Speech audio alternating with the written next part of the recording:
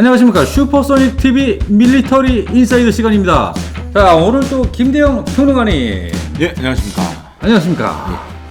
자, 오늘 아이템은 바로 세계 최강 폭격기 부대, 바로 미 제8공군입니다.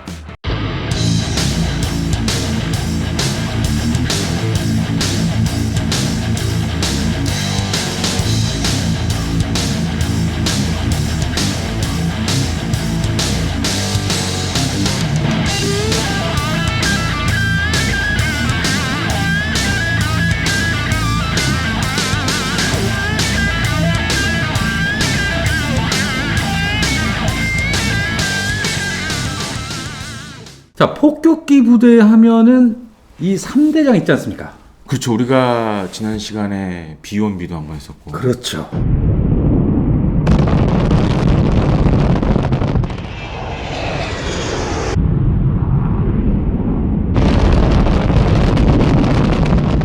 B2도 했었고. 그리고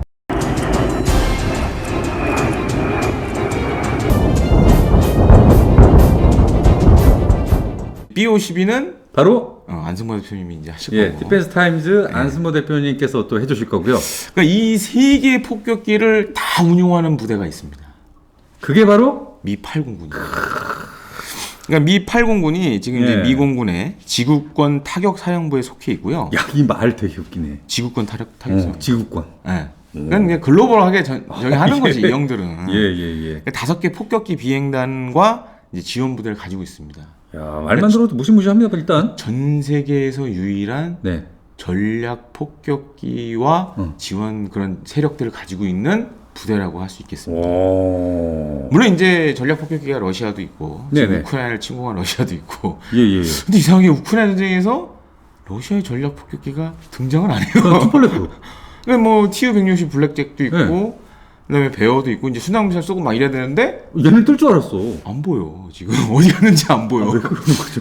이게 뭔가 러시아 공군에 지금 문제가 있는 거야. 문제 있는 거죠. 네. 벌써 떴을 텐데. 그 사실은 개전 초기에 순항미사일 날리고 막 이래야 되는데 예. 러시아 국방부 그런 영상을 안 보여주고 있어요 지금. 그러니까요. 그래서 참고로 예. 이게 이제 미 8공군 8이라는 숫자가 들어가 있죠. 그러니까 8공군이 있으면 또 7공군도 있지 않습니까? 그래서 이제 미 7공군이 뭐냐? 예. 주한미공군. 아하. 네. 예. 그다음에 미 5공군이 5공군. 주일미군. 주일. 네. 그다음에 미 1공군은 본토에 있어요. 아, 본토는 넘버 원. 네. 그래서 미 24공군까지 있었어요. 오, 그래요? 네, 근데 지금은 이제 몇몇 부대들은 다 이제 흡수 통합돼서 24까지는 안 갑니다. 네. 그렇다면은 이 8공군, 네. 이게 제2차 세계대전 초반에 창설되지 않았습니까? 예, 그러니까 미 8공군은 제2차 세계대전 초반이던 1942년 2월 1일에 예. 미 육군 항공대 제8 폭격기 사령부로 최초 창설이 됩니다. 폭격기 사령부. 네, 그래서 2차 세계대전이 막 이제 확대되면서 미국에 있던 이 사령부가 영국으로 이동을 해요. 근데 재밌는 게 뭐냐면 재밌는 게 뭐냐면 간만에 재밌는 게 오래간만에 나왔습니다. 재밌는 게 나왔다. 이 멘트를 기다리시는 네. 우리 팬들이 많습니다. 그래서 이 미 8공군이 예. 제가 앞서 말씀드렸죠. 1942년 2월 1일. 근데 올해가 2022년이죠. 그러면 52, 60, 80주년? 예, 올해 80주년. 이 미 8공군이 창설된 지 80주년이 되는 해입니다. 야. 그래서 그 올해 2월에 네. 영국에서 네. 이 B1B 폭격기가 영국에 날라가지고 이 80주년 세레모니가 있어요. 그리고 그 영상을 아마 이제 우리 PD님이 보여주실 것 같은데, 예. 그래서 2차 세계대전을 상징하는 폭격기 중 하나인 B-17이 B17. 네, 제8 폭격기 사령부에 배치되기 시작하면서 네네. 이제 본격적으로 1942년 5월 12일 처음으로 네. 이 폭격 임무에 투입이 됩니다. 그래서 그래서 당시에 이제 나치 독일이 점령한 프랑스 루엥 소트빌의 철도 조차장으로 폭격을 가는데, 네. 이 폭격 임무에서 2대의 폭격기가 피해를 입었지만 네. 상당한 전과를 거둬요. 이때까지는 좋았지. 이때까지 좋았지. 지금 재밌는 게 뭐냐면 하면서 얘기를 그래서 시작하셔가지고. 그래서 1943년 1월에 모로코의 카사블랑카 회담을 통해서 네. 이 나치 독일 및 독일의 점령제에 대한 주간 폭격은 미군이 하고 주간 폭격은. 야간 폭격은 영국이 담당하는 걸로 이제 이걸 나눕니다. 굳이 왜 그렇게 나눴을까요? 왜냐하면 이제 영국은 해보니까 예. 일단 폭격기 전력이 얼마 안 되고 주간에 해보니까 피해가 너무 큰 거예요. 아니 그럼 뭐 미국은 마찬가지 아닙니까? 근데 미국은 양은 많겠지만 미국은 당시에 이제 가능하다고 본 거죠. 나 자신 우리는 있잖아. 할 수 있어. 미국이잖아. 네, 우리는 할 수 있어. 그래서 그 다음부터 이 미8 폭격기 사령부 소속 B-17 폭격기들이 예. 대낮에 나치 독일 내륙 깊숙한 곳에 위치한 중요 군사시설 공습에 투입이 됩니다. 불안불안하다. 지금 뭔가 불안불안하다. 우리가 너무 힌트를 많이 드린 것 같아요. 저분한테. 네. 그런데 이 과정에서 네. B-17을 호위하는 호위 전투기들이 네. 이게 항속거리가 한계가 있지 않습니까? 그렇죠. 그러니까 이때만 하더라도 이 호위하는 전투기 있잖아요. 네. 그러니까 이 증가 연료 탱크라 그러죠. 네네네. 그 연료 탱크를 달질 못했어요. 개발이 안 된 거야. 그러다 보니까 어느 순간 정도 가면은 기름이 떨어져서 다 돌아가야 돼? 다시 돌아가야 돼. 그 폭격기들만 쑥 하고 독일 내륙으로 가는 거예요. 그럼 당시 이제 그 루프트와페 독일 공군이 바보냐고요. 그러니까요. 그래서 이제 그야말로 이제 어마어마한 피해를 입기 시작하죠. 이게 대표적인 게 이제 예. 검은 목요일이라고 불린 1943년 10월 14일에 예. 독일 슈바인푸르트 공습 과정에서 예. 이 나치 독일의 공군 전투기가 추격하면서 예. 이 당시 이제 폭격하러 간 290여 대의 B-17 폭격기 가운데 290대나 그대로 간 거예요. 와. 근데 그렇다고 해서 이제 뭐 호위 이제 이 자체 방어는요. B-17 폭격기 잘 보시면 이제 기관총을 다 가지고 중기관총을 그렇죠. 가지고 있잖아요. 이걸로 이제 뭐 화망도 구성하고 했는데 했는데 그럼에도 불구하고 70여 대가 격추되고 290대 중에 70여 대가 격추가 되고 120여 대가 피해를 입은 거예요. 와. 그래서 인명 손실도 상당했는데 예. 2,900여 명의 폭격기 승무원 가운데 650여 명이 살아 돌아오지 못해요. 150명. 엄청난 피해를 입은 거죠. 와. 그러니까 이제 그런 대표적인 사례가 예. 아마 이제 구독자분들 다 아실 만한 영화인데 이거 아마 아실 겁니다. 저희 PD님 말씀해 주시죠. 맨피스벨. 그러니까 이 맨피스벨 영화를 잘 보시면 네. 당시 이 정말 B-17 폭격기 이 조종사들과 이 안에 탑승한 승무원들이 얼마나 고생을 했는지 나오는데 그러니까요. 이 사실 이 맨피스벨도 이거 실화를 이제 영화로 만든 거예요. 실화를 바탕으로. 그런데 영화에서 잘 나오지만은 정말 이제 거의 중내 산해하면서 돌아오는 거 아니에요. 네네네네. 근데 이제 그나마 이제 다행인 거는 이후에 이제 이 호위 전투기들의 증가 연료 탱크가 이제 달리기 시작합니다. 이후부터. 이후부터. 그러면서 이제 B-17 및 B-24 폭격기들 생존성이 향상되기도 하는데 또 한 가지 문제가 이 호위 전투기들이 이 파이터잖아요. 그럼요. 전투기 조종사들하고 폭격기 조종사들은 이 그야말로 체질이 다르다고요. 그럼요. 이 전투기 조종사는 적 전투기를 보면 미친 듯이 그로 달려가는 거예요. 그러니까 이제 가면 안 돼, 가면 안 돼 이래야 되는데 이게 그러니까 끝까지 붙어서 이 폭격기를 호위하면서 적 전투기를 이렇게 유촉 요격을 시키고 막 이래야 되는데 전투기를 보자마자 다들 이제 이탈해 나가는 거예요. 그러다 보니까 이 B-17이나 B-24 폭격기들이 또 피해가 커지는 거예요. 얘네 이렇게 따라갈 때 또 딴 놈들이 일로 올 거 아니에요. 그렇죠. 그러니까 이제 유인을 하는 거죠, 일종의. 그렇죠. 근데 그 유인에 말려서 이제 쫓아가는 거 아니에요. 그래서 여기서 이제 활약을 한 부대가 하나가 있습니다. 그래요? 바로 이제 그게 영화로도 이제 만들어졌는데 PD님이 영화 얘기를 해주셔야 할 것 같은데.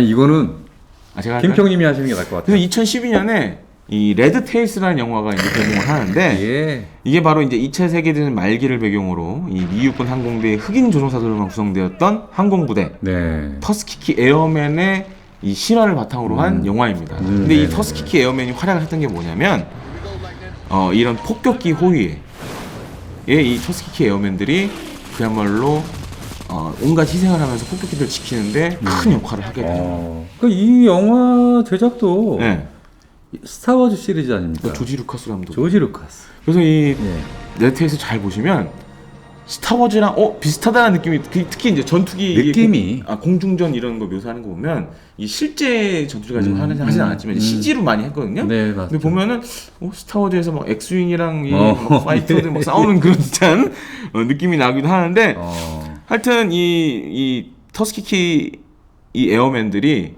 당시 이런 폭격기 호위에 굉장히 사신성인의 그런 모습을 보여줬고 재밌는 거는 이 당시에 이제 이 제8 폭격기 사령부 같은 경우에는 지금 사실 미 809는 폭격기들하고 이제 지원기들로 이렇게 구성이 되어 있는데 네네. 그때 이제 제 8 폭격기 사령부 같은 경우에는 네. 폭격기뿐만 아니라 전투기 부대도 휴하에 있었어요, 다. 아, 그래요? 네. 오. 그러니까 지금의 미 809하고 조금 모습이 다른데, 예. 하여튼 당시 이제 이 제8 폭격기 사령부가 네. 그야말로 이제 나치 독일의 깊숙한 곳까지 들어가서 그야말로 이제 전략 폭격을 하면서 네. 이 서부 전선에서 전세를 역전시키는데 굉장히 큰 역할을 합니다. 근데 그 가운데서도 이제 많은 사상자가 발생하게 되죠. 한 4만 7천여 명의 사상자가 발생했고, 네. 이 가운데 2만 6천여 명이 사망을 하게 됩니다. 그래서 이제 그것도 일화 중에 하나인데, 네네. 워낙 피해가 크다 보니까 이 막 조종사들이나 운용요원들이 그야말로 심리적으로 굉장히 이제 다운이 되고, 네. 아, 살아 돌아오지 못할 거야라는 생각 막 갖게 되고 막 이러면서 네네. 굉장히 논란이 되기도 했었죠, 당시에는. 그러면은 예. 이 히로시마와 나가사키 원자 폭탄을 투하한 것도 바로 미 8공군?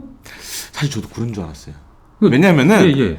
그러니까 1944년에 예. 이 제8 폭격기 사령부가 지금의 이제 미 제8공군, 그러니까 그 지금 제8공군으로 명칭이 개칭이 됩니다. 바뀌어요. 아, 명칭이 네, 그렇게 바뀌어요. 그러면서 그때만 해도 이제 서부 전선이 어느 정도 정리가 됐고, 네네네. 그래서 안 되겠다. 그러면 이제 태평양 전선으로 이동을 합니다.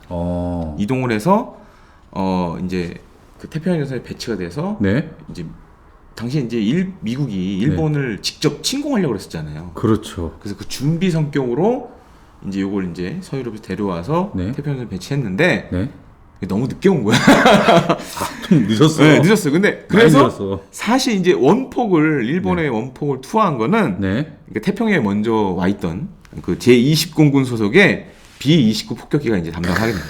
제가 좋아하는 B-29. 네. 예.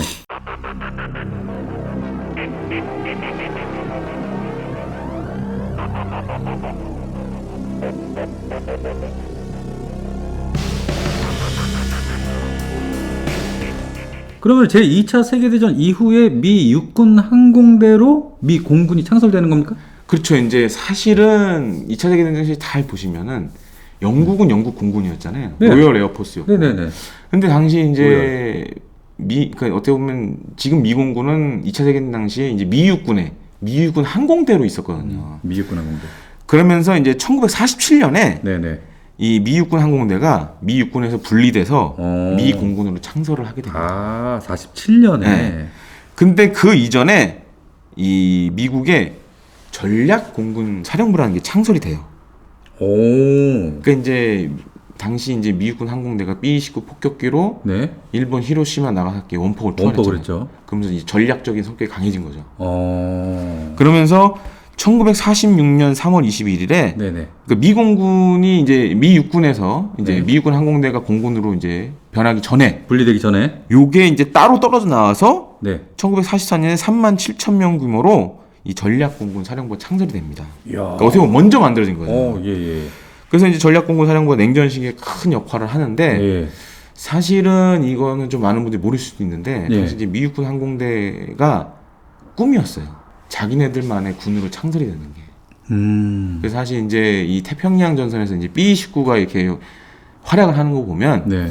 그 미 육군 항공대의 어떻게 보면 이제 아버지 격이라고 할 수 있는 그러니까 선구자적 역할을 했던 사람들은 네. 항상 그 꿈이 있었어요. 우리도 공군으로 만들어져야 된다. 아, 공군이 돼야 되는데. 네.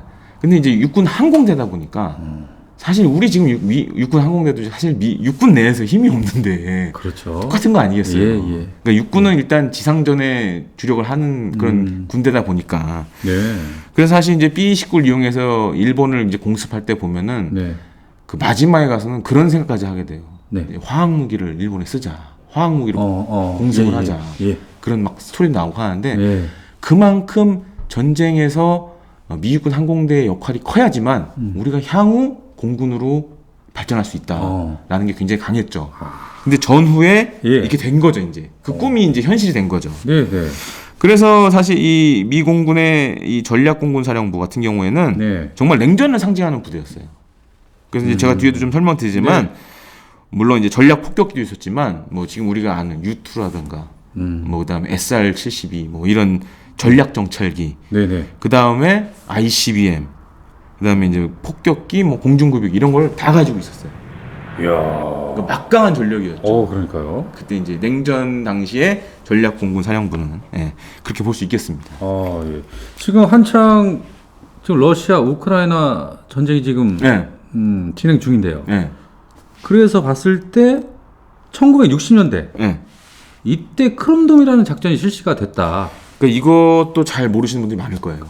그때 이제 한번 2016년, 17년도에 이제 한때 이제 한반도에 위기가 왔을 때, 그 미 공군의 예비역 장성인가가 이 얘기를 꺼낸 적이 있어요. 크롬돔 작전에 대해서.